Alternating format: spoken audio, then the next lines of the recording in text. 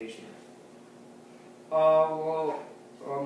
the vows kind of lay out the sacrifice, poverty, chastity, obedience. Obviously, no wife, which for me means no girlfriend. Um, uh, Poverty. Oh, well, it's not necessarily mean being impoverished, because I would definitely say that the Jesuits are well cared for. Um, Poverty really just means holding everything in community. So detachment from personal possessions. I'll still have some things that I can call my own, my clothes. While they're technically my clothes, my instrument I'll be able to keep. While they're technically owned by a society, they're really more personal attachments. But that's one thing. Getting used to community life, which ultimately I'm looking forward to. Let's see, obedience. So freedom is one thing you give up a little bit, which ultimately what obedience says is you do what your superior tells you, but it's not as constraining as some people think it is. Really, I will have the chance to talk to my superior and say, hey, this is what I want to do for ministry, this is what I want to do for my next step, and you go, okay, I'll think about it. And then ultimately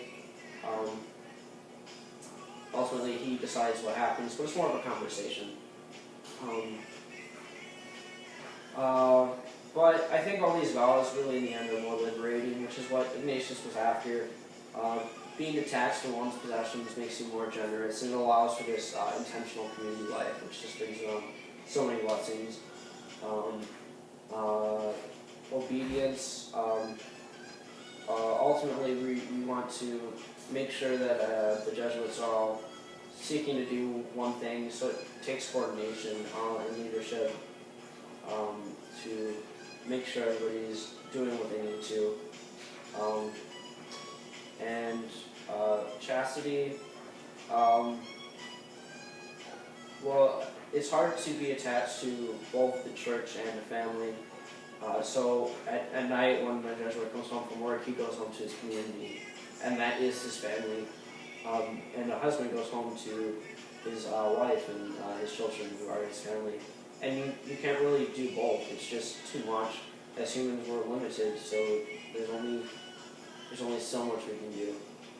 So I think those are the things I'll have to sacrifice, but in the end, I believe they're more liberating. So, as I know, but Miss Blaze may not know, you are a very, very talented man. With all your musical abilities, you excel in the classroom. How will you be able to tie together your talents with your future of becoming a Jesuit? I think that's one of the reasons I picked the Jesuits, is because they're really, they never deny anybody a talent. If you have a talent, they say bring it with you. There have been Jesuits have been big in theater, they've been big scientists, and just really talented people all around. So music is definitely something I can do, whether it's music ministry, playing at a church, or whatever. The limits are endless, as they are outside of being in an order. But definitely studying is one thing I want to do. I want to utilize writing God has given me, use my intellect to the best of my ability. And I really don't know, but the sky's the limit.